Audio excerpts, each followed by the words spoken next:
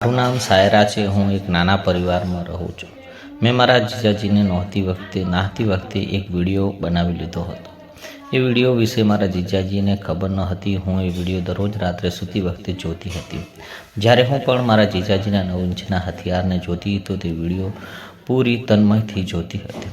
હું જોતાં પૂરી રીતે તે મન લગાવીને જોતી હતી. આના વિશે વિચારું છું તો મારી જિસ્મમાં ધ્રુજારી આવી જશે અને અંદર એક અજીબની બેચેની હતી. હું મારી જાતને શાંત કરવાની કોશિશ કરતી પણ એવું થઈ શકતું ન હતું.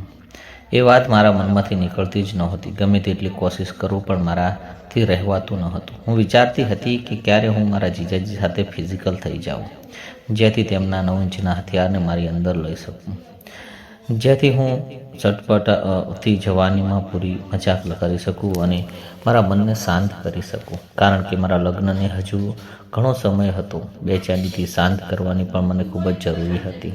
કારણ કે આ વખતે કોઈ પડોશનો છોકરો કહી શકાય ન હતા અને મહોલ્લામાં કેટલાય છોકરાઓ ઘણા દિવસોથી મારા પીછો કરી રહ્યા હતા.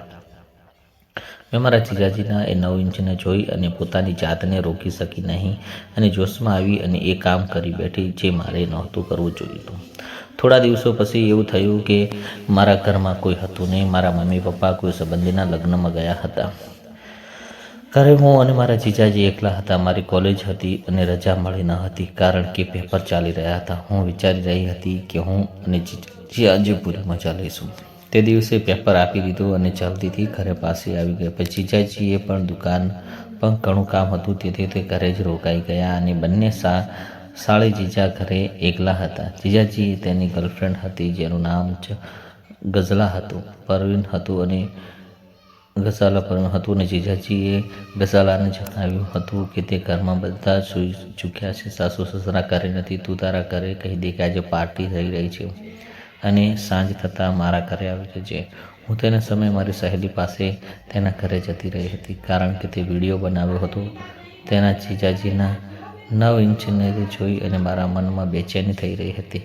મારે કોઈ બોયફ્રેન્ડ હતો નહીં. મેં મારી સહેલીને સાથે વિશે વાત કરી અને મારા મનમાં બેચેની થઈ રહી હતી. કહ્યું કે હવે તે સાંજ થઈ ગઈ છે ને આજે તું તે રોકાઈ જા. કાલે સવારે હું કાંઈ કરીશ. પણ હું રોકાઈ નહીં કારણ કે મને ખબર હતી કે આજ હું જીજાજી વગર એકલા જ રહીશ. તેથી હું ઝડપથી મારે ઘરે આવી રહી છું. જીજાજી મારા રૂમમાં થોડી વાર વાતો કરવા રહ્યા. પછી હું થાકી ગઈ એટલે મારા બિસ્તર પર સૂવા જતી રહી. હું ઘેરી ઊંઘમાં સૂઈ ગઈ હતી અને ખબર નહોતી કે મારા ઘરે કોઈ બીજું પણ આવ્યું છે. લગભગ 1 કલાક પછી જ્યારે હું ઉઠી તો જીજાજીના રૂમમાં અજીબથી તેજથી અવાજ આવી રહ્યા હતા. મેં કાંઈ પણ વિચાર્યા વગર જલ્દબાજીથી જીજાના રૂમ તરફ ચાલવા માંડ્યો. જેવો મેં દરવાજો ખોલ્યો તો હું જોઈને હેરાન થઈ ગઈ કારણ કે જીજાજી એ જોશમાં આવીને દરવાજો બંધ કર્યો ન હતો. જીજાજી અને ગઝાલા એકબીજા સાથે વળગેલા હતા. જીજાજીએ તે 9 ઇંચનો હથિયાર મને દેખાઈ રહ્યો હતો. તેઓ લાઇટ બંધ કરવાનું ભૂલી ગયા હતા. મેં પહેલા જ વિડીયોમાં તેમના 9 ઇંચના હથિયારને જોઈ લીધું હતું. હવે ગઝાલા અંદર સુધી આ મંજર ખૂબ જ અજીબ હતો. હું કેટલાય દિવસોથી ત્યારને વિડીયોમાં જોતી હતી. આજે સામે જોઈ અને ચોંકી ગઈ. જીજાજીએ ગઝાલાને એના ગોરા અને હાથ પકડ્યા અને તે ધીરે ધીરે તેને પંપાળી રહ્યા હતા. તેઓ એવી રીતે એકબીજામાં લપેટાયેલા હતા કે મારી હાજરી ખબર નહોતી. એવો અહેસાસ થયો અને જોઈને તેની જાતને તરસી રહી હતી અને ખૂબ જ સારું લાગી રહ્યું હતું. શાંતિથી જોઈ રહી અને લગભગ 15 મિનિટ સુધી જીજાજીએ ગઝલા સાથે આખી રાત રમત રમી. જેવા તેઓ શાંત થયા ગઝલાનો અવાજ કાઢી રહી હતી અને હું અંદરની અંદર બેચેની અનુભવી રહી હતી કે મારી પણ મનની ઈચ્છા પૂરી થાય. પછી જીજાજીએ થોડી શરમના લીધે હું જલ્દી મારા રૂમમાં ભાગી ગઈ. થોડી જ મિનિટો પછી ગઝલા મારી પાસે આવીને તેની હાલત જોઈને હું હેરાન થઈ ગઈ. તેના વાળ ખુલ્લા હતા. તેના ચહેરા પર લિપસ્ટિક અહીં તહીં ફેલાયેલી હતી. જીજાજીએ તેના હોઠોને નાના બાળકની જેમ ચૂસીને ફેલાવી દીધા હતા. મેં ગઝલાને પૂછ્યું કે શું થયું છે? તો તારી હાલત કોણે બને? તો બોલે તારા જીજાજી નાનો બાળક સમજે છે. આ કહી ગઝલાએ સવાર થતાં પોતાની હાલત સરખી કરી અને પોતાના ઘરે જતી રહી. આખી રાત તેના જ વિશે વિચારતી રહી અને મારી હાલત બેકાબૂ હતી. જ્યારે પણ હું તેમના ચહેરામાં વિચારતી તો એક અજીબ જ ખુશી મહેસૂસ થતી હતી. એમાં કોઈ શંકા નહોતી. હવે મને એવું જોઈ અને હું ગઝલાને મળીશું અને આ વિચારતા હું સૂઈ ગઈ. સવારે ઉઠી અને જીજાજી માટે નાસ્તો બનાવ્યો. જીજાજી દુકાને ગયા અને હું પણ ભણવામાં મશગુલ થઈ ગઈ. રાત્રે હવામાન ખૂબ જ ખરાબ હતું. તેજ ગર્જના સાથે વરસાદ પડી રહ્યો હતો. અને મોડે સુધી આંધી ચાલી રહી હતી. વરસાદ શરૂ થયો અને વરસાદ એટલો તેજ હતો કે લાઇટ પણ જતી રહી હતી. હું મારા રૂમમાં બેઠી હતી ત્યારે તે મને યાદ આવ્યું કે આજે મને મોકો મળે તો પવન ખૂબ જ તેજ હતો. એટલે મને ડર લાગી રહ્યો હતો કે જીજાજીના રૂમમાં જઈ અને કહ્યું, જીજાજી, હું આજે અહીં સૂઈ શકું છું? આ કહી જીજાજી સાથે એક બેડ ઉપર સૂઈ ગઈ. જીજાજી બોલ્યા, મારા માથામાં ખૂબ દુખાવો થઈ રહ્યો છે, તું મહેરબાની કરીને મારું માથું દબાવી દે.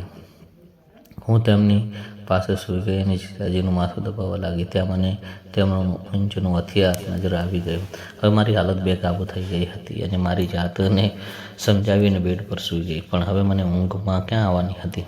થોડી વાર વિચાર્યા પછી મેં મારી કમર જીજાજીની છાતી પર લગાવી દીધી. જીજાજી ઊંઘમાં હતા અને તેમનો હાથ મારા માથા પર ટચ થઈ ગયો અને અચાનક મારી આંખ ખુલી ગઈ અને જ્યારે જીજાજીનો હાથ મારા પર હતો તો હું ખૂબ જ ખુશ થઈ, કારણ કે મને તે જોઈતો હતો તે થઈ રહ્યો હતો. તે અહેસાસ હું વર્ણવી શકતી નથી. હું જીજાજીને વધુ નજીક થઈ અને તેમનું તૈયાર જોઈતું મને અચાનક જીજાજીની આંખો ખુલી ગઈ. તેમણે પોતાનો હાથ હટાવી દીધો, પણ હું ફરી તેમની નજીક ગઈ અને તેમનો હાથ ફરીથી મારા તરફ રાખી દીધો. જીજાજી બોલ્યા, તું શું કરી રહી છે? કહ્યું, જીજાજી, મને પણ એ બધું જોઈએ છે જે તમે ગઝલાને કરો છો. જીજાજી બોલ્યા, અરે પાગલ, આ તું શું વાત કરી રહી છે? મેં કહ્યું, જીજાજી, હું પાગલ નથી, એ બધું જોયું છે. હવે જીજાજી પરેશાન થઈ ગયા અને મેં તેમનો હાથ પકડ્યો અને કહ્યું, મારી સાથે કરો.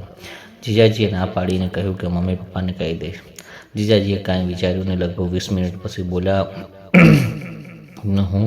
તું એવું કંઈ નહીં કરે. મેં પણ વિચાર્યા વગર કે હું સારું પૂરું કરું, નહીંતર હું તમારી અને ગઝલાની બધી વાત તમારા સાસુ સસરાને કહી દઈશ. ત્યારે જીજાજી થોડું વિચાર્યું અને મારી તરફ જોઈને બોલ્યા, તું આવી રીતે નહીં માને. કહ્યું, જીજાજી, પણ તમારે સાળી છું. વરસાદવાળી રાતે બધું થઈ ગયું અને મારા મનની વર્ષોની ખ્વાહિશ હતી. હવે તે આમ જ જીજાજી મને સુકૂનમાં હતા. સૂઈ ગયા. સવારે મેં જીજાજીને કહ્યું, જીજાજી, કોઈ વાંધો નથી ને? જીજાજી બોલ્યા, ના, હવે શું? તું સાસુ સસરાને કાંઈ કહેતી ના. પણ તે રાત મારી જિંદગીની યાદગાર રાત હતી, કારણ કે તે મારા જીજાજી કરતાં બાકી હતા અને ખેલ હું રમી શકતી ન હતી. આ રીતે મેં નવંશની મજા લઈ લીધી હતી.